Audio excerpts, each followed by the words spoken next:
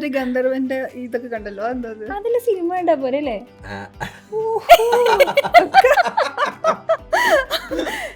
ഞാനിപ്പോ തല്ലുന്നു. അതാ ഞാൻ പറഞ്ഞേ ഞാൻ ഇപ്പൊ രാജേഷ് ചേട്ടൻ ഇല്ലാതെ ഞാൻ മാത്രമായിരുന്നു എന്താ ഗന്ധർവൻ എന്നെല്ലാം ചോദിച്ചാൽ ഞാൻ ഇപ്പൊ ഇതിന് സെക്കൻഡ് ഹാഫ് നിങ്ങൾക്ക് പറഞ്ഞു തരും. ഹണി റോസ് കഴിഞ്ഞ കാസർഗോഡിലെ ഉദ്ഘാടനം ചെയ്ത ഞാൻ, അതുകൊണ്ട് അതെയോ ഉദ്ഘാടന വേദികളിലെ താരം എന്റെ നാട്ടിലത്തെ കാര്യാട്ടാ പറഞ്ഞേ, കേരളത്തിലെ കാര്യമില്ലാന്ന് മനസ്സിലായി. ഒരു യൂണിവേഴ്സ് ഒക്കെ ഉണ്ടാക്കാൻ പറ്റുന്ന കെൽപ്പുള്ള സംവിധായകനാണ് രതീഷേട്ടൻ. ഇതിപ്പം പിന്നെ അങ്ങനൊരു സ്പിൻ ഓഫ് എന്നുള്ള രീതിയിലേ കാണാൻ പറ്റുള്ളൂ.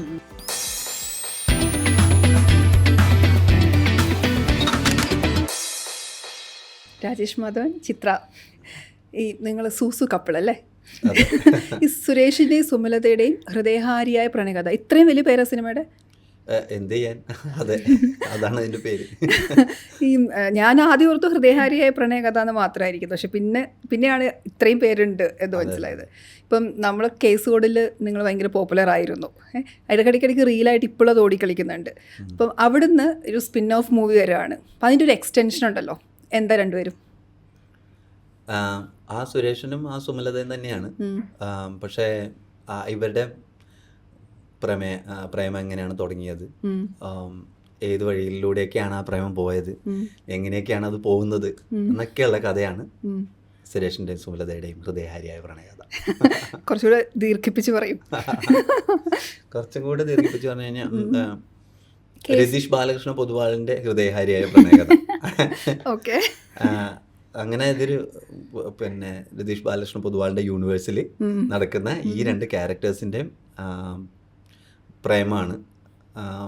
പ്രേമം തുടക്കം മുതൽ അവസാനം വരെ ഉണ്ട്. കൂടെ കുറെ നാട്ടുകാരും, കൂടെ ഒരു നാടകം, കുറെ നാട്ടുകാർ, അങ്ങനെ വലിയൊരു സിനിമയാണ്.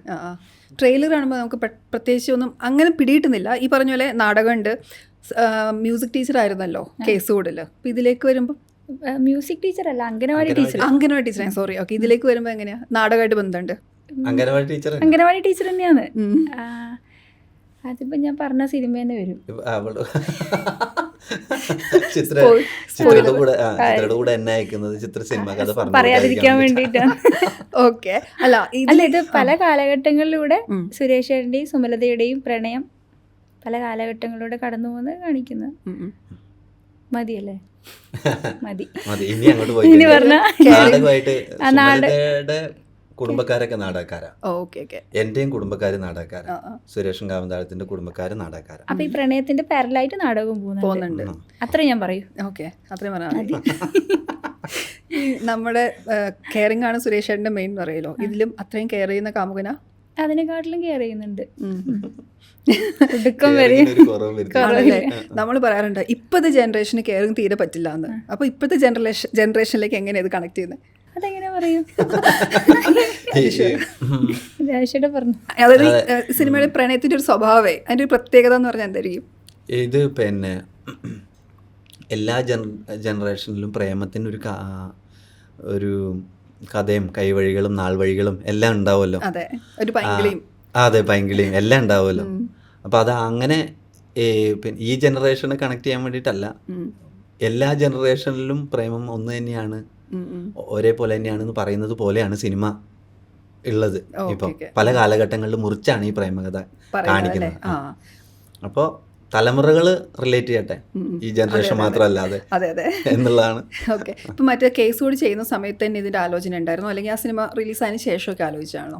റിലീസായതിനു ശേഷം, നമ്മുടെ മദനോത്സവം ഒക്കെ നടക്കുന്ന സമയത്താണ് ഇതിന്റെ ആലോചന.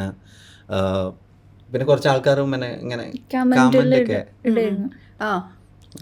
ഇവരുടെ പ്രേമകഥ ഉണ്ടായിരുന്നെങ്കിൽ നല്ലതായിരുന്നു എന്നൊക്കെയുള്ള കമന്റുകളൊക്കെ കണ്ടിട്ടുണ്ട്. അപ്പോൾ അതൊക്കെ ഇൻസ്പയർഡ് ആയിട്ട് വെറുതെ ഒരു രാത്രി ചർച്ചയിൽ ഇങ്ങനെ ഈ സിനിമ എടുത്താലോ എന്നൊക്കെ ഉള്ളത് രതീഷ് ചേട്ടനൊക്കെ ഇരുന്ന് ഒന്ന് പറയുന്നു. അതിങ്ങനെ കാഷ്വൽ സംസാരമായിട്ട് പോയതാ. പിന്നെ ഒരു 2 ആഴ്ച കഴിയുമ്പോൾ പിന്നെ പ്രൊഡ്യൂസർമാർ വിളിക്കുന്നു, ഈ സമയത്താണ് നമ്മൾ സിനിമ ചെയ്യാൻ പോകുന്ന, ഡേറ്റ് വേണമെന്നുണ്ട്. എന്നെ വിളിച്ചപ്പോൾ ഞാൻ വിളിച്ച നമ്പർ മാറിയിട്ടൊന്നുമില്ലല്ലോ എന്ന് ചോദിച്ചു. കാരണം ഇവര് ചർച്ചയിലുണ്ടല്ലോ, ഞാൻ അറിയുന്നില്ല. അപ്പൊ ഞാൻ വിചാരിച്ചു സർ നമ്പർ മാറിയിട്ടൊന്നും ഇല്ലല്ലോ എന്ന് ചോദിച്ചു. അത്രയും ഭയങ്കര സന്തോഷമായി. നിങ്ങൾ കോംബോ അതിൽ ഭയങ്കരമായിട്ട് വർക്കൗട്ട് ഞാൻ ആദ്യം പറഞ്ഞല്ലേ. ഇതിലേക്ക് വരുമ്പോൾ അതിൻ്റെ ഒരു രസം എന്താണെന്ന് അറിയാനുള്ളൊരു ഭയങ്കര ആകാംക്ഷയുണ്ട്. അതിൽ എന്താണോ ഇവരുടെ പിന്നെ പ്രേമം വർക്കായത് എങ്ങനെയാണോ അതിൻ്റെ തന്നെ ഒരു എക്സ്റ്റൻഷൻ തന്നെയാണ് ഇത്. അപ്പം ഇതിലാകുമ്പോൾ ഇവരുടെ ഒരു 10 വർഷം മുമ്പുള്ള കഥ, അതിൽ നിന്ന് ഇവർ പ്രേമം ഈ സമയത്ത് എങ്ങനെയാണ് പ്രേമം, രണ്ടാമത്തെ സ്റ്റേജിൽ എങ്ങനെയാണ് ആ പ്രേമം എങ്ങനെയാണ് തുടങ്ങിയത്, എങ്ങനെ ഈ സ്റ്റേജിൽ എങ്ങനെയാണ് ആ പ്രേമം നടക്കുന്നത്, ആ പ്രേമത്തിലേക്ക് എന്തൊക്കെ വരുന്നു, ആ നാട്ടുകാർക്ക് എങ്ങനെ ഇടപെടുന്നു, എല്ലാം കൂടി വരും. പക്ഷെ ആ ക്യാരക്ടേഴ്സിന്റെ നിഷ്കളങ്കമായ പ്രേമം അങ്ങനെ തന്നെ കിടക്കുന്നുണ്ട്. ഇതിനകത്ത് ഇടയ്ക്ക് മുങ്ങുന്നുണ്ടോ? ബാക്ക് സ്റ്റോറി പറയില്ല എന്നൊക്കെ പറയുന്നുണ്ടല്ലോ, എവിടെയായിരുന്നു എന്നൊക്കെ ചോദിക്കുമ്പോൾ ഇടയ്ക്ക് മുങ്ങുന്നുണ്ടെന്ന് തോന്നല്ലേ? ഒന്ന് മുങ്ങിയിട്ട് വരുന്നുണ്ട് ജസ്റ്റ്. ഓക്കെ. ഈ അപ്പം രതീഷേട്ടൻ്റെ കൂടെ വർക്ക് ചെയ്യുമ്പോഴേ ഇപ്പം ആ സിനിമ ചെയ്തു, ഞാൻ ഇതിൻ്റെ തന്നെ പല പോസ്റ്റൊക്കെ കണ്ടു, രതീഷേട്ടൻ നോക്കുന്ന മീൻസ് അഭിനയിച്ച് കാണിച്ചു തരുന്നതും ഒക്കെ. അതെങ്ങനെയാ?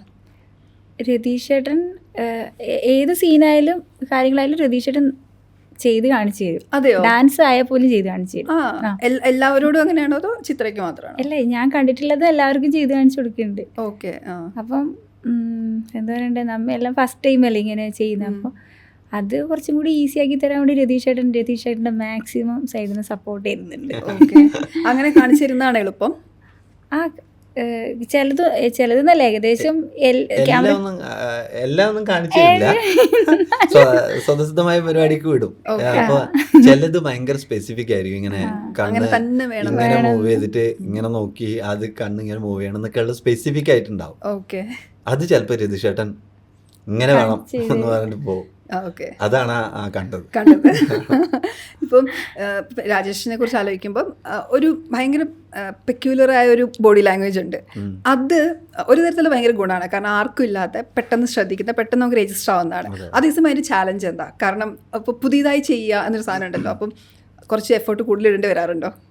പുതിയ എനിക്കിപ്പോൾ കിട്ടിയിരിക്കുന്ന ക്യാരക്ടറുകളും എല്ലാം സംതിങ് എന്തെങ്കിലും ഒരു ഓട് ആയിട്ടുള്ള ക്യാരക്ടേഴ്സാണ് ഇതുവരെ കിട്ടിയിരിക്കുന്നത്. ഇപ്പം ഇത് കഴിഞ്ഞിട്ട് വരുന്ന സിനിമകളിലൊക്കെ ഒരു നോർമൽ സിനിമയിലെ നോർമൽ ഒരു ക്യാരക്ടർ കഴിഞ്ഞാൽ അത് ലീഡ് ക്യാരക്ടറൊക്കെ വരുമ്പോൾ അതൊരു സാധാരണക്കാരനെ പ്രതീക്ഷിച്ചായിരിക്കും ആൾക്കാർ ഇരിക്കുന്നത്.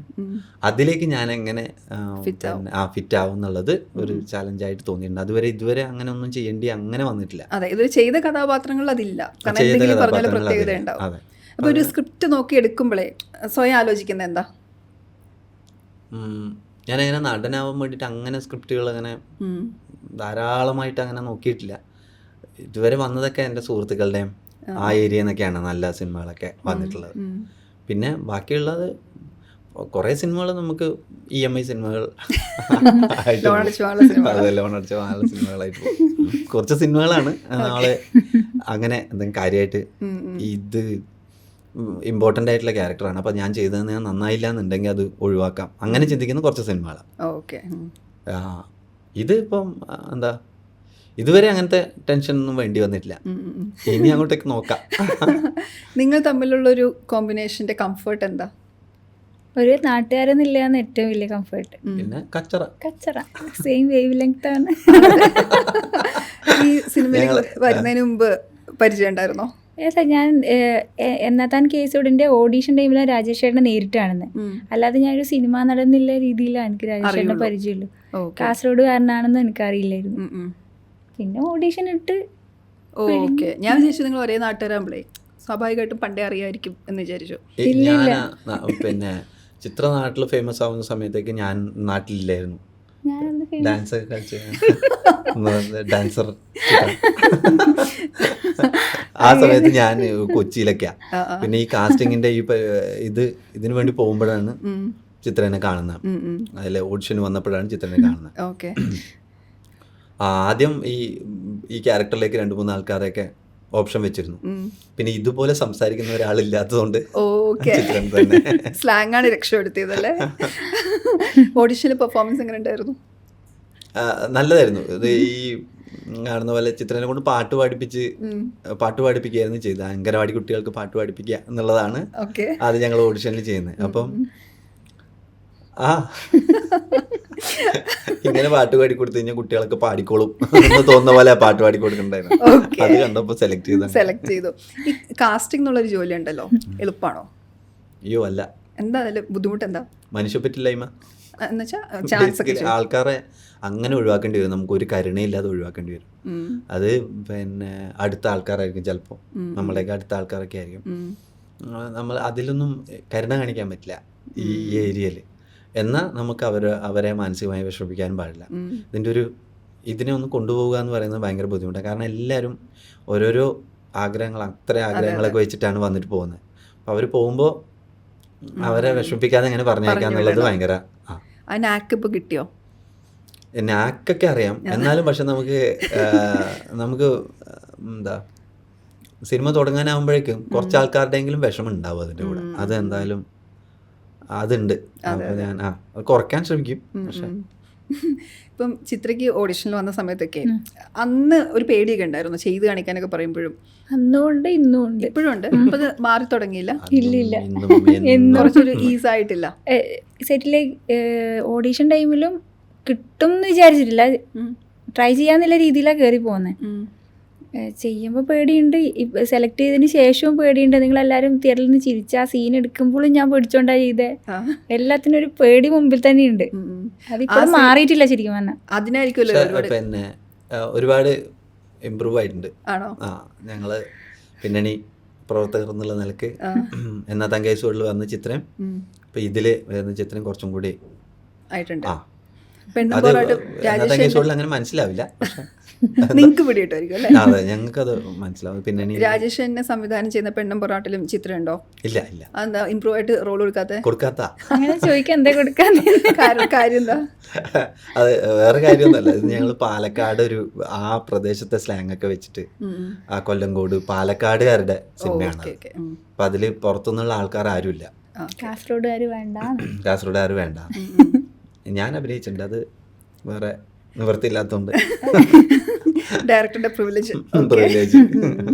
അതിന്റെ വർക്ക് എന്തായി? തീരാറായോ? തീരാറായി. ഒരു 3/4 ഭാഗത്തോളം ഷൂട്ട് കഴിഞ്ഞു. ബാക്കി തുടങ്ങാനിരിക്കണം. എന്നത്തേക്കാ അത് റിലീസ് എന്നത്തേക്കാ പ്ലാൻ ചെയ്യുന്നത്? പ്ലാൻ ചെയ്തിട്ടില്ല. ഇല്ല. ഒരു ഓഗസ്റ്റ് ഒക്കെ ആവുമായിരിക്കും. ഓക്കെ. പൊതുവെ ഇപ്പം അസിസ്റ്റ് ചെയ്തു, കുറേ പേരോട് വർക്ക് ചെയ്തു, കാസ്റ്റിംഗ് ഡയറക്ടറായി വർക്ക് ചെയ്തു. ഇപ്പം ഈ എഴുതി കഥ പറയുക അല്ലെങ്കിൽ സിനിമ ചെയ്യാന്നുള്ളൊരു സ്വന്തമായി ചെയ്യാന്നുള്ളൊരു സംഭവം ഉണ്ടല്ലോ, അതിൻ്റെ ഒരു രസം എന്താ?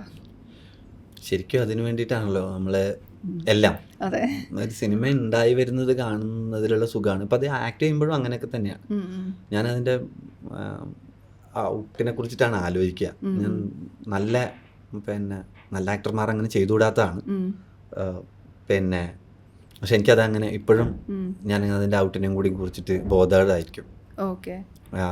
പക്ഷെ ഞാൻ അഭിനയിച്ചത് ഞാൻ കാണാൻ നിൽക്കാറില്ല. അതിൻ്റെ ഒരു കോംപ്ലിക്കേഷൻ ഉണ്ട്. പിന്നെ ഡയറക്റ്റ് ചെയ്യുമ്പോൾ കിട്ടുന്നത് എന്ന് വെച്ച് കഴിഞ്ഞാൽ ടോട്ടലി നമ്മളാണ് അതിൻ്റെ ഉത്തരവാദിത്തം. ഇത്രയും എല്ലാറ്റിൻ്റെയും ഉത്തരവാദിത്തം നമുക്കാണ്. അത് കുറച്ചും കൂടി ഭയങ്കര ഉത്തരവാദിത്തമുള്ള കാര്യമാണ്. അപ്പോൾ അതിൻ്റെ ഓരോ ഇഞ്ച് തീർന്നു വരുമ്പോഴും നമ്മളതിൻ്റെ പ്രഷർ അല്ലെങ്കിൽ അതിൻ്റെ പ്ലഷർ നമുക്ക് കിട്ടിക്കൊണ്ടിരിക്കും. വല്ലാത്തൊരു ട്രിപ്പാണ്. അപ്പം ഫസ്റ്റ് സിനിമ ഡയറക്റ്റ് ചെയ്തുകൊണ്ടിരിക്കുകയാണ്, പക്ഷെ അതിലേക്കുള്ളൊരു യാത്രയുണ്ടല്ലോ. പറഞ്ഞ പോലെ അതിൻ്റെ ഭാഗമായിട്ടാണ് കൊച്ചിയിൽ വന്നതും കൊച്ചിയിൽ സ്ഥിരമായതും ഒക്കെ പല വർക്ക് ചെയ്തും. പക്ഷേ അതിന് ഒരുപാട് നടക്കേണ്ടി വന്നിട്ടുണ്ടോ? അല്ലെങ്കിൽ ഒരുപാട് പേരോട് കഥ പറയുക അങ്ങനെയൊക്കെ ചെയ്യേണ്ടി വന്നിട്ടുണ്ടോ? അത് എല്ലാവർക്കും ഉള്ള ഒരു കഥയുടെ കുടമ്പാക്കം പൈപ്പ് വെള്ളം കഥകൾ എല്ലാവർക്കും ഉണ്ടാവും. അതുപോലെ എനിക്കുണ്ട്. കഷ്ടപ്പാടായിരുന്നു, നല്ല കഷ്ടപ്പാടായിരുന്നു. ഇപ്പോൾ സിനിമ ഏഷ്യാനെറ്റിലൊക്കെ ജോലി ചെയ്തിരുന്ന സമയത്ത് ഞാൻ കഥ പറയാനൊക്കെ പോവായിരുന്നു, ഞാനും എൻ്റെ സുഹൃത്തും. തുടക്കത്തിൽ അന്ന് ഉറപ്പൊന്നുമില്ല, വെറുതെ അവസരമല്ലേ. അപ്പോൾ അവൻ കുറച്ചും കൂടി ധൈര്യം ഉള്ള ആളാണ്. എനിക്കാണെന്നുണ്ടെങ്കിൽ ഭയങ്കര കോംപ്ലക്സ് ഉള്ള ആളാണ് ആ സമയത്തൊക്കെ. അപ്പോൾ ഇത് കഥ പറയാൻ പോകുന്നതൊക്കെ അങ്ങനെയാണ്, ഒട്ടക്കഥയാണ്. പോയി പറയും, ഒരു നാണമില്ലാതെ പോയി പറയും, എന്നിട്ട് നാണം കെട്ട് തിരിച്ചിറങ്ങി വരും. അങ്ങനെയൊക്കെ ഉണ്ടായിട്ടുണ്ട്. പിന്നെ കുറച്ച് കഴിഞ്ഞപ്പോൾ ഞങ്ങളൊരു ഷോർട്ട് ഫിലിമൊക്കെ ചെയ്ത് ഒന്ന് കുറച്ച് സ്റ്റാൻഡേർഡ് വിടില്ല എന്ന് മനസ്സിലായി കഴിഞ്ഞിട്ട് ഇങ്ങോട്ട് സിനിമ പരിപാടിക്കൊക്കെ വന്നു. അന്ന് പിന്നെ ഇടയ്ക്ക് ശ്യാമേട്ടനോടൊക്കെ പോയി കഥ പറയായിരുന്നു. ഭയങ്കര പേടിച്ചിട്ടൊക്കെയാവും കഥ പറയുന്നത്. പിന്നെ കൂടെ അസോസിയേറ്റ് ചെയ്യുന്നതിന് മുമ്പ് അല്ലേ? എൻ്റെ ഫ്രണ്ട് ഉണ്ട് രവിശങ്കർ, എൻ്റെ ഇപ്പോഴത്തെ പടത്തിൻ്റെ പെണ്ണും പൊറാട്ടും പടത്തിൻ്റെ റൈറ്റർ. അപ്പോൾ ഞാനും രവിയും ഒരുമിച്ച് പഠിച്ചതാണ്. ഞങ്ങൾ രവിയാണ് ആ ഷോർട്ട് ഫിലിം ചെയ്തത്. അത് കഴിഞ്ഞിട്ട് ശ്യാമേട്ടനെ ആ വഴി പരിചയപ്പെട്ടിരുന്നു. അങ്ങനെ ശ്യാമേട്ടനെ ഉണ്ണിമായ ഞങ്ങൾ പിന്നെ ഭയങ്കര അടുത്ത സുഹൃത്താണ്. അപ്പോൾ ഉണ്ണി വഴി ശ്യാമേട്ടനെ കാണും, ശ്യാമേട്ടനോട് സംസാരിക്കാൻ പോകും, ശ്യാമേട്ടനോടൊക്കെ കഥകളൊക്കെ സംസാരിക്കും. അപ്പോൾ ശ്യാമേട്ടൻ ഇങ്ങനെ കേട്ടിരിക്കും, ഞങ്ങളെ വിഷമിപ്പിക്കൂല ആ സമയത്ത്. അങ്ങനെ കുറേ സമയം കഴിഞ്ഞു. പിന്നെ ഇനി ഒന്നും നടക്കില്ല എന്നൊക്കെ തോന്നിയിരുന്നൊരു സമയത്താണ് മഹേഷിൻ്റെ പ്രതികാരത്തിൽ അഭിനയിക്കാൻ വിളിക്കുന്നത്. അപ്പോൾ അഭിനയിക്കാൻ പോകണമെന്ന് തീരുമാനിക്കാത്തൊരു സമയത്ത് അഭിനയിക്കാനുള്ള ചാൻസ് വന്നത്. ഇനിയിപ്പോൾ എന്തായാലും ഒന്നും നിൽക്കളിയില്ല എന്ന് വെച്ചിട്ട് അങ്ങ് അഭിനയിച്ചു. പിന്നെ രണ്ടാമത്തെ തൊണ്ടി മുതലിൽ വർക്ക് ചെയ്യാൻ വിളിച്ചു. പിന്നെ ഈ അത് കഴിഞ്ഞതോടുകൂടി, തൊണ്ടി മുതൽ കഴിഞ്ഞതോടുകൂടി നമ്മൾ സിനിമാക്കാരനായി എന്നുള്ളത് പോലെയായി. നമ്മൾ സിനിമയുടെ അകത്തുണ്ട്. അതുവരെ അങ്ങനത്തെ ഒരു കോൺഫിഡൻസ് ഒന്നും ഉണ്ടായിരുന്നില്ല. പിന്നെ സ്വാഭാവികമായിട്ടും അവിടുന്ന് കുമ്പളങ്ങി നൈറ്റ്സ്, മായാനദി പോലുള്ള സിനിമകളിലൊക്കെ വർക്ക് ചെയ്തു. നമുക്കൊരു അസിസ്റ്റന്റ് ഡയറക്ടർ എന്നുള്ള നല്ല പേര്, പോത്തൻ്റെ അസിസ്റ്റന്റ് ആണെന്ന് പറയും, ആഷിഖ് കപൂറിന്റെ ആളാണെന്ന് പറയും, അങ്ങനെ ഒരു നല്ല പേരുണ്ടായിരുന്നു. അങ്ങനെ ആ വിലയിലാണ് തിങ്കളാഴ്ച നക്ഷത്രത്തിന്റെ ക്രിയേറ്റീവ് ഡയറക്ടറായി, നാത്താങ്കേസുവിന്റെ കാസ്റ്റിംഗ് ഡയറക്ടറായി. അങ്ങനെ പോയി.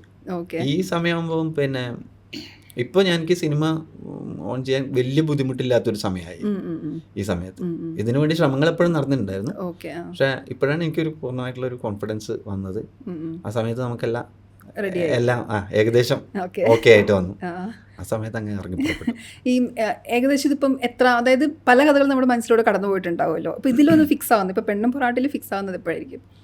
പെണ്ണും പൊറാട്ട ഞാൻ വേറൊരു കഥയാണ് ചെയ്യാൻ തീരുമാനിച്ചിരുന്നത്. അത് കുറച്ച് വലിയൊരു സിനിമയാണ്, പിന്നെ കുറച്ച് ആർട്ടിസ്റ്റുകളൊക്കെ വേണ്ട സിനിമയാണ്. അപ്പം അതാണ് ഞാൻ പറഞ്ഞിരുന്നത്. അതാണ് പ്രൊഡ്യൂസറും കേട്ട് അപ്രൂവൽ ആയത്. പിന്നെ പക്ഷേ അതിനു മുമ്പ് ഒരു ചെറിയ സിനിമ ചെയ്യാം എന്നുള്ളൊരു ആലോചന വന്നു. ഇത് ഞങ്ങൾ പണ്ട് മുതലേ ഉള്ള കഥയാണ്. എല്ലാ കഥകളും നമ്മളുടെ കയ്യിൽ പണ്ട് മുതലേ നമ്മൾ പറഞ്ഞിരുന്ന കഥകളാണ്. അന്ന് അത് പൊട്ടക്കഥയായിരുന്നു, ഇന്നത് കുറച്ചും കൂടി മിനുക്കി നല്ല കഥയാക്കിയിട്ടുണ്ട്. അങ്ങനെയുള്ളൂ. മറ്റേ വലിയ കഥ ഇത് കഴിഞ്ഞ് വരും. വലിയ കഥ വരും. നിറയെ ആർട്ടിസ്റ്റ് ഉണ്ട്, നിറയെ ആർട്ടിസ്റ്റുകൾ ഉണ്ടാവാനാണ് സാധ്യത. ഓക്കെ. ഇപ്പൊ പൊറാട്ട നോക്കുമ്പോൾ ആദ്യം ഓർമ്മ വരുന്ന അഞ്ചക്കള്ള കോക്കൻ പൊറാട്ടാണ്. അങ്ങനെ സിനിമ വന്നു. ഇപ്പൊ ഇത് പിന്നെ പൊറാട്ട് നാടകം എന്ന് പറഞ്ഞ സിനിമ വരാനുണ്ട്. അപ്പൊ ഈ പൊറാട്ട എന്താ ഇപ്പം ഇങ്ങനെ ഓടിക്കളിക്കുന്നത്? എനിക്കത് അറിയില്ല എന്താണെന്നുള്ള. അത് ആക്ച്വലി ഞാൻ അനൗൺസ് ചെയ്യുമ്പോൾ, ഞാനിത് കുറച്ച് കാലം മുമ്പേ അനൗൺസ് ചെയ്തു. അന്ന് വേറെ സിനിമകൾ ഉണ്ടായിരുന്നില്ല. പിന്നെ അത് അനൗൺസ് ചെയ്തതിന് ശേഷമാണ് പൊറാട്ട് നാടകം വന്നു, കള്ളക്കോക്കാൻ പൊറാട്ട് വന്നു. അപ്പോൾ പിന്നെ നമ്മളപ്പോൾ വേറെ പല പരിപാടികളിലൂടെ നടക്കുകയായിരുന്നു. ഞാനപ്പോൾ ഇതിൻ്റെ കാസ്റ്റിംഗ് ഒക്കെ നടക്കുമ്പോൾ ഞാൻ വേറെ പടങ്ങളിലൊക്കെ വർക്ക് ചെയ്തുകൊണ്ടിരിക്കുകയായിരുന്നു. അത് കഴിഞ്ഞിട്ട് തിരിച്ചു വരുമ്പോഴേക്കും ഇത്രയധികം പൊറാട്ടുകൾ ഇവിടെ ഉണ്ട്. ഈ പെണ്ണും പൊറാട്ടിനും പൊറാട്ട് നാടകം എന്നൊരു കലാരൂപമായിട്ട് ബന്ധമുണ്ടോ? ഇല്ല. നമ്മൾ പൊറാട്ട് എന്ന് പറയുന്ന ആ വാക്കിന്റെ അർത്ഥം ആണ് ഉപയോഗിക്കുന്നത്. അതൊരു അസഭ്യം എന്നൊക്കെയുള്ള അർത്ഥമാണ്. അപ്പം ചിത്രയുടെ ഒരു പൊറാട്ട് നാടകത്തിൽ എങ്ങനെയാ അതുമായിട്ട് ബന്ധമുണ്ട്? പാലക്കാടൻ ആ ഒരു പൊറാട്ട് നാടകത്തിന്റെ അത് ബേസ് ചെയ്തിട്ട് തന്നെ ഉള്ളത്. അതെ. അതിലെന്താ ക്യാരക്ടർ എന്താ? അതില് ധർമ്മജൻ ചേട്ടൻ ചെയ്യുന്ന ക്യാരക്ടറിന്റെ വൈഫായിട്ടാണ് ചെയ്തിട്ടുള്ളത്. ഒരു ദളിത് യുവതി താമര എന്ന് പറയുന്നൊരു ക്യാരക്ടർ. അപ്പം ഈ താഴെക്കടയിലുള്ള ആ ഒരു ജാതിക്കാരുടെ ഫ്രസ്ട്രേഷനെല്ലാം ഈ പൊറാട്ട് നാടകം എന്ന് പറയുന്ന ഈ കലാരൂപത്തിലൂടെ പുറത്ത് കൊണ്ടുവരുന്ന രീതിയിൽ ആ രീതിയിൽ. അപ്പം ഞാൻ ഈ കുറേ സിനിമയൊന്നും ചെയ്തിട്ടെങ്കിൽ ചെയ്ത ജോണറിന്നും നല്ല വ്യത്യാസമായിട്ടുള്ള ഒരു ജോണർ ഇതാ ചെയ്തത്. താമര എന്ന് പറയുന്ന ക്യാരക്ടർ. അതിന്റെ ഷൂട്ടൊക്കെ കഴിഞ്ഞു? അത് ഷൂട്ട് കഴിഞ്ഞു. അതിപ്പം റിലീസിന് ഒരുങ്ങുന്നുണ്ട്. ഓക്കെ. ഈ ചാൻസ് ചോദിക്കൽ പരിപാടികളുണ്ടോ? ഞാൻ ഇതിനിടയിലും ഓഡീഷൻ്റെ കാസ്റ്റിംഗ് ഉള്ള അയച്ചിട്ടുണ്ടായിരുന്നു. ഇല്ല ഞാൻ അങ്ങനെ ചോദിച്ചിട്ടില്ല. അല്ല, എല്ലാത്തിനും ഇത് എന്താ പറയണ്ടേ, കാസ്റ്റിംഗ് കണ്ട് അതിലേക്ക് അയക്കൽ തന്നെയാണ്. ഇപ്പൊ സ്ഥിരമായി ചെയ്തുകൊണ്ടിരിക്കുന്നുണ്ട് അല്ലേ? ഇപ്പോൾ അതിൻ്റെ ഇടയിൽ ഈ ഷൂട്ട് വന്നോണ്ട് ചെയ്യാൻ സമയം കിട്ടിയിട്ടുണ്ടായില്ല. അത് ഷൂട്ട് കഴിഞ്ഞ് വന്ന സമയത്ത് ഏതോ ഒന്ന് കണ്ടത് ഞാൻ അയച്ചു. പക്ഷെ അതിന്റെ റിപ്ലൈ ഒന്നും വന്നിട്ട. ഈ സ്ലാങ് ഭയങ്കര രസമല്ലേ? വന്നിട്ടില്ല. നിങ്ങളുടെ അവിടെ അങ്ങനത്തെ അത്ര സ്ലാങ് അങ്ങനെ? ഞാൻ കഷ്ടപ്പെട്ട് പിടിച്ച് വെച്ചിരിക്കുന്ന ഞാനിപ്പോ പിടിക്കാൻ നോക്കി, പക്ഷെ വന്നിട്ടാന്ന് തന്നെ വന്നിട്ടു.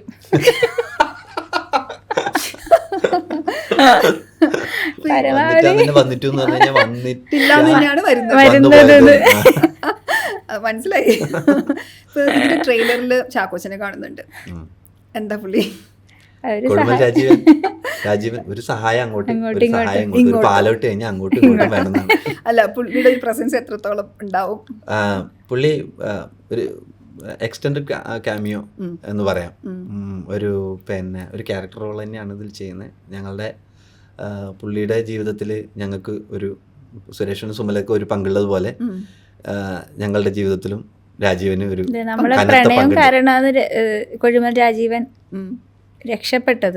ജസ്റ്റ് രക്ഷപ്പെട്ട. അപ്പം അതിനുള്ളൊരു ഹെൽപ്പ് എന്നുള്ള രീതിയിൽ വിളിച്ചിട്ടുണ്ട്. ഗന്ധർവന്റെ ഇതൊക്കെ കണ്ടല്ലോ, അതില് സിനിമ ഉണ്ടാ പോലെ അല്ലേ?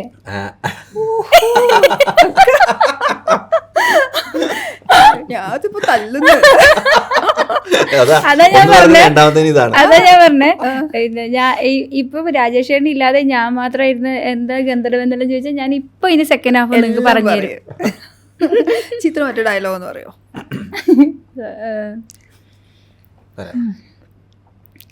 ഒന്നിക്കാൻ തീരുമാനിച്ച ഒരു സ്ത്രീക്കും പുരുഷനും സ്വന്തം ഓട്ടോ അല്ലാണ്ട് വേറെ ഏതാണ് സാറേ കംഫർട്ടായിട്ടുള്ള സ്ഥലമില്ലത്? എനിക്കൊരു തിരക്കും ഉണ്ടായിട്ടാ വീട്ടിൽ പോയിട്ട്. സുരേഷ് ചേട്ടന് അത്രയും ഉണ്ടായിട്ടാ. അതുകൊണ്ട് തന്നെ നല്ലോണം വല്ലാന്ന് സുരേഷ് ചേട്ടൻ വണ്ടി എടുത്തിട്ടുണ്ടായിനി. ഒരു 20-25. അല്ലാണ്ട് ഈ വക്കീലിൻ്റെ സൗകര്യത്തിൽ വണ്ടി ഓടിക്കാൻ എൻ്റെ സുരേഷ് ചേട്ടനെ കിട്ടൂല. സുരേഷ് ചേട്ടൻ ഭയങ്കര കെയറിങ് ആണ്. അതാണ് സുരേഷ് ചേട്ടൻ ലൈൻ. സ്ലോ സ്റ്റഡി സ്റ്റഡീസ് അതാണ് എൻ്റെ ലൈൻ. മറന്നിട്ടില്ല അല്ലേ? അത് മറക്കൂല എന്നെ. പറഞ്ഞ പോലെ ഹണി റോസ് കഴിഞ്ഞ കാസർഗോഡിലെ ഉദ്ഘാടനം ചെയ്ത ഞാൻ. അതുകൊണ്ട് അതെയോ ഉദ്ഘാടന വേദികളിലെ എന്റെ നാട്ടിലത്തെ കാര്യാട്ടാ പറഞ്ഞേ, കേരളത്തിലെ കാര്യമല്ലാന്ന്. അപ്പൊ എല്ലായിടത്തും കൊണ്ടുപോയി കാണാൻ. ഞാൻ ഈ സിനിമയിൽ ചെയ്തിട്ടില്ലു ക്യാരക്ടറുകളായിട്ട്. അപ്പം എന്നെ അത് പറയിപ്പിക്കും. അപ്പൊ ഏതുറക്കത്തിലും ഞാൻ എണീറ്റിട്ട് പറയാം. എത്ര ടേക്കില് ഓക്കെ ഏതാ? 1-2 അത്രേ ഉള്ളൂ. പിന്നെ പ്രീ ഷൂട്ടിന് തന്നെ ഓൾറെഡി ഇത് പഠിച്ച് സെറ്റായിരുന്നു. പിന്നെ വന്നിട്ട് മറ്റേ പ്രൊഫഷണൽ ആർട്ടിസ്റ്റ് ആണ്. പിന്നെ അതെന്നിട്ടല്ല കുറേ ആളുണ്ട്. അപ്പോൾ ഞാൻ അതിൻ്റെ പുറത്ത് രാജേഷേട്ടൻ ഓർമ്മയുണ്ടോ അറിയില്ല. ഞാൻ രാജേഷേട്ടനോട് ചോദിച്ചു. രാജേഷേട്ടൻ എനിക്ക് അന്ന് ചാക്കോച്ചനെല്ലാം ഉണ്ടിരിക്കുന്നു. അപ്പോൾ എനിക്ക് നല്ല പേടിയായി. ചാക്കോച്ചൻ്റെ കൂടിയിൽ ആദ്യത്തെ ഷോട്ട് ആ മറ്റേ റീൽസ് എടുക്കുന്ന സീനായിരുന്നു. പിന്നെ ഡയലോഗൊന്നുമില്ല, ആക്സിഡൻറ്റ് സീനല്ലേ. അത് കഴിഞ്ഞ് ഈ ഡയലോഗ് സീനിൽ ഒരുപാട് ആൾക്കാരുണ്ട്. ചീത്ത ഉറപ്പായി എനിക്ക്. ആ പേടിച്ചാൽ ഞാൻ പുറത്തുനിന്ന് രാജേട്ടനോട് ചോദിച്ചു, രാജേട്ടൻ ഇതെങ്ങനെ ചെയ്യല്? അപ്പോൾ അന്നേരം പറഞ്ഞു തന്നു, ഇങ്ങനെ നീ ശരിയാവും, അങ്ങനെ എന്തൊക്കെ കുറേ കാര്യങ്ങൾ പറഞ്ഞു തന്നു. ഓക്കെ, അത് മനസ്സിൽ ധ്യാനിച്ച് ചെയ്ത്. ഈ സിനിമയിലെ ഇപ്പം ഇതിലേക്ക് വേണ്ടി കാസ്റ്റിംഗ് ചെയ്തതും എല്ലാം രാജേഷാണോ അതോ? ഇല്ല ചെയ്തിട്ടില്ല. ഇതിൽ എനിക്ക് ഒരു പണിയും തന്നിട്ടില്ല. ആകെ നായകൻ മാത്രമാണ്. അല്ല, കോസ്റ്റ്യൂമൊക്കെ നല്ല രസമുണ്ട് കേട്ടോ. എല്ലാരും പറയുന്നുണ്ട്. ഭയങ്കര വേറെ തന്നെ ഒരു ഫീൽ ഉണ്ട് കാണുമ്പോഴൊക്കെ. അതെ, കുറച്ച് പിന്നെ ഓവർ ദ ടോപ്പ് ആണ്. കുറച്ച് എക്സെൻട്രിക്കാ കോസ്റ്റ്യൂമൊക്കെ അങ്ങനെ രസമുള്ള കോസ്റ്റ്യൂംസ് അല്ല. നിങ്ങൾ സംസാരിക്കുമ്പോൾ തീരെ സംസാരിക്കില്ല, പക്ഷെ ക്യാരക്ടേഴ്സ് ഒക്കെ കുറച്ച് അരപ്പിരി പോയതാ. അങ്ങനെ എക്സെൻട്രിക്കാ അല്ലേ? ഇപ്പൊ എഴുത്തും ഒരേപോലെ താല്പര്യമുള്ള കാര്യമാണല്ലോ. അപ്പം മറ്റേ രണ്ടാമത് ഇനി ചെയ്യാൻ പോകുന്നു പറഞ്ഞ സിനിമ, വലിയ ആർട്ടിസ്റ്റുള്ള സിനിമ എന്ന് പറയുന്നത് എഴുത്തും രാജേഷ് തന്നെയാണോ? അങ്ങനെയാണ് ആഗ്രഹം. അങ്ങനെ എഴുത്ത് ഞാനല്ല, PV ഷാജികുമാറാണ് അതിന്റെ റൈറ്റർ. അപ്പോൾ പുള്ളിയുടെ കൂടെ എനിക്കും കൂടെ ചേരണമെന്നുണ്ട്. ഓക്കെ, കോ റൈറ്റർ അല്ലേ? കോ റൈറ്റർ ആയിട്ട്. അതെ. ഈ ഇപ്പം രതീഷേട്ടനായിട്ട് ഈ കഥ ഡിസ്കസ് ചെയ്യുന്ന ആ സമയത്ത് ഇപ്പം പറയാറുണ്ടല്ലോ മറ്റ് സ്ക്രിപ്റ്റ് ഒക്കെ എഴുതി രതീഷേട്ടൻ ഡിസ്കസ് ചെയ്യാറുണ്ടെന്ന്. ഇതിൽ അങ്ങനത്തെ ഒരു ഇടപെടൽ എങ്ങനെയായിരുന്നു? ഞാനെല്ലാം പിന്നെ രതീഷേട്ടൻ്റെ എല്ലാ സ്ക്രിപ്റ്റുകളും എഴുതി കഴിയുമ്പോൾ വായിക്കാനൊക്കെ ആയിട്ട് തരും ഓരോരോ സമയത്ത്.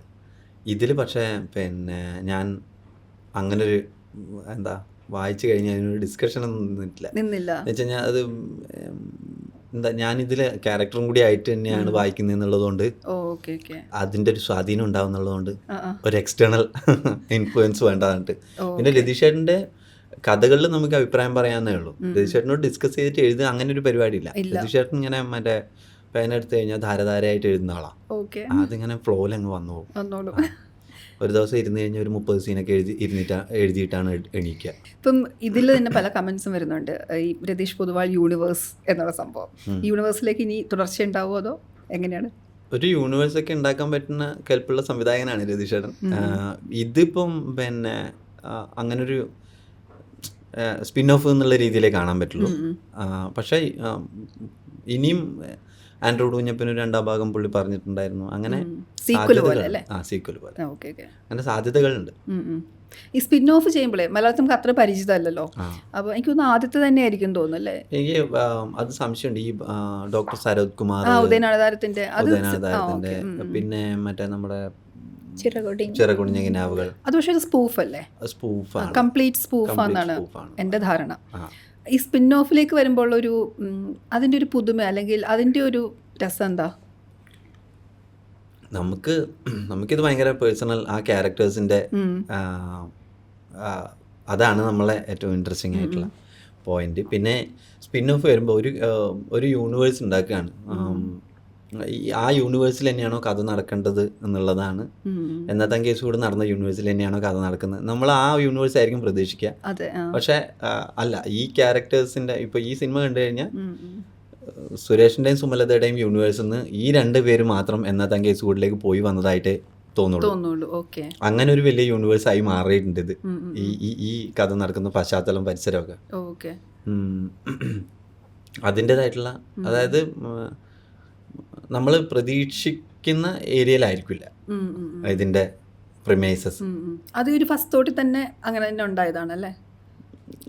എൻ്റെ ഒരു പിന്നെ ആലോചനയും ചിന്തയൊക്കെയാണ്. രതീഷ് ചേട്ടൻ്റെ നാട്ടിലാണ് ഈ സിനിമ നടക്കുന്നത്, പയ്യന്നൂരിൽ രതീഷ് ചേട്ടൻ അനുഭവിച്ച കുട്ടിക്കാലമുണ്ട് ഈ സിനിമയിൽ. രതീഷ് ചേട്ടൻ കണ്ടിട്ടുള്ള, രതീഷ് ചേട്ടൻ അറിഞ്ഞുകൊണ്ടിരിക്കുന്ന, രതീഷ് ചേട്ടൻ്റെ നാട്ടിലെ എല്ലാ നാടകക്കാരുണ്ട് ഈ സിനിമയിൽ. അപ്പം ആ നാടകക്കാരുടെ കഥകൾ മൊത്തം ഉണ്ട് ഈ സിനിമയിൽ.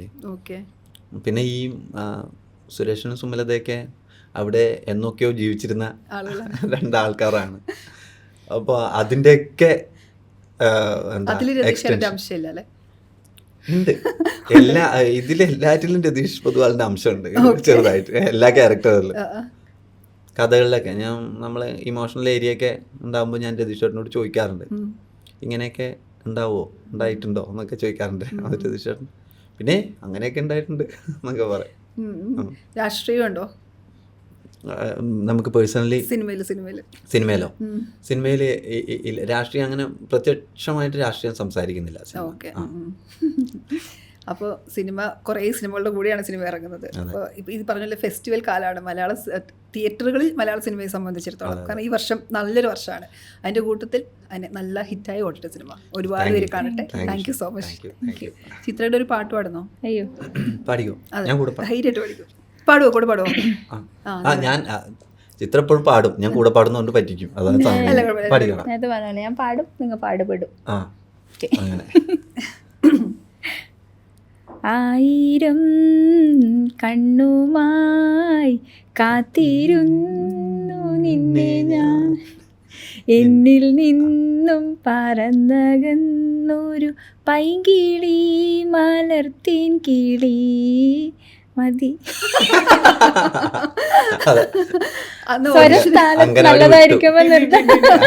ഓഡിഷൻ ഇതുപോലെ തന്നെയാ പാടിയത്. ഇതിൽ വേറൊരു താളമൊക്കെ ഉണ്ടായിരുന്നു. പിന്നെ നിന്നെ ഞാൻ അങ്ങനെയാണ് ആ സിനിമയിലും അങ്ങനെ തന്നെയാണുള്ളത് തോന്നുന്നു. നന്നായി. അത് ഏത് പാട്ടാണെന്നൊക്കെ വിചാരിച്ചു ഞങ്ങൾ. അല്ല, ഞാൻ ഒരിക്കലും വിചാരിച്ചില്ല ഓഡീഷന് പോയി പാട്ടെല്ലാം പാടേണ്ടി വരുന്നില്ല. പിന്നെ നന്നായി പാടുന്നുള്ളതുകൊണ്ട് പിന്നെ അത് കുഴപ്പമില്ലാണ്ട് അഡ്ജസ്റ്റ് ചെയ്തു.